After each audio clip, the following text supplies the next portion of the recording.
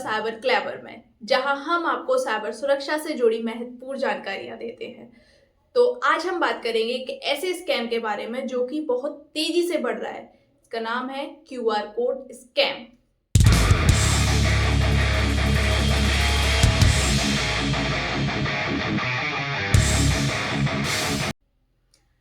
आप भी जानते हैं कि आप अगर कहीं भी जाते हैं तो हर जगह क्यूआर कोड का यूज किया जाता है, जैसे कि रेस्टोरेंट हुआ, किसी शॉपिंग मॉल में, या फिर किसी किराने की दुकान पे भी आपको क्यूआर कोड रखा मिल ही जाता है। स्कैमर इसी का दुरुपयोग करके लोगों को ठग रहे हैं। तो आइए आगे जानते हैं कि कैसे स्कैमर इसका उपयोग करते हैं और कैसे लोगों को ठगते हैं। हाल ही में भारत में एक नया स्कैम सामने आया है, जहां धोखेबाज नकली क्यूआर कोड का उपयोग करके लोगों को ठग रहे हैं।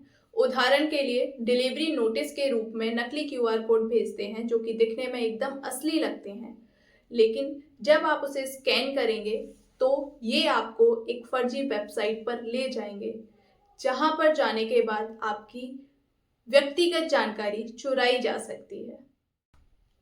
राम मंदिर का नाम तो आप जानते ही होंगे। राम मंदिर के नाम पर भी क्यूआर कोड स्कैम बहुत तेजी से चला था, जिसमें फ्रॉडस्टरों ने अपनी एक खुद की वेबसाइट बनाई थी श्री राम टेम्पल के नेम से, और उसमें डिवोटीज को क्यूआर कोड्स भेजे गए थे, जिसमें डिवोटीज ने डोनेशन तो किया पर वो डोनेशन राम मंदिर के अकाउंट में नहीं गया, वो डायरेक्टली उनकी पॉकेट में गया जो फ्रॉडस्टर थे। Fraud alert in Ayodhya's Ram Mandir. QR code scams take the center stage. What is happening in Ram Mandir? Days ahead of the much-awaited Ram Mandir consecration on January 22nd, a new online scam targeting devotees across the country has come into the spotlight. Well, it's quite a simple yet effective trap which has already successfully fooled many. The fraudsters create a fake social media page in the name of Ram Temple Donation Trust. They simply impersonate representatives of Shri Ram Janmabhoomi Tirth Kshetra. They share QR codes with devotees in the name of Ayodhya's Ram Temple seeking donations. But beware, these QR codes do not lead to the temple's account, but the money directly goes into the fraudster's pocket. तो अब तक का जो ratio लगाया गया है कि अभी तक 2024 में करीब 22.22 करोड़ का फ्रॉड हो चुका है थ्रू क्यूआर कोड। हाल ही में एक नया स्कैम सामने आया है, जिसमें लोगों के घर पर मिस डिलीवरी का लीगल नोटिस जाता है, जो कि हूबहू लगता है डीएचएल अधिकारियों जैसा। अगर आप इसके विषय में और अधिक जानकारी चाहते हैं तो आप मेरे कमेंट सेक्शन में जरूर मेंशन कीजिएगा, तो मैं इसके ऊपर आपके लिए एक पूरी वीडियो बनाऊंगी। आगे हम जानते हैं कि हमें कौन कौन से प्रोटोकॉल्स फॉलो करने चाहिए क्यूआर कोड स्कैन करते टाइम। इस प्रकार के स्कैम से बचने के लिए आपको कुछ सावधानियां बरतनी चाहिए, जैसे कि नंबर फर्स्ट, आपको जो नोटिस या फिर जो मैसेज जिस माध्यम से भी आया है आप उसे चेक कीजिए कि क्या वो एक आधिकारिक जगह से आया है या नहीं आया।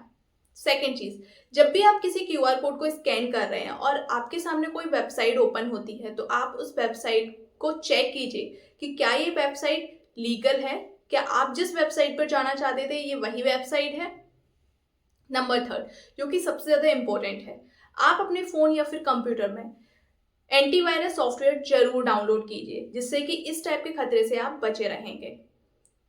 एंड लास्ट, आप जब भी कहीं सार्वजनिक एरिया पर जाते हैं तो वहां पर लगे क्यूआर कोड को स्कैन करने से ज्यादा खुद को बचाइए, क्योंकि ऐसे क्यूआर कोड से ज्यादातर आपकी पर्सनल जानकारियां चोरी होती हैं।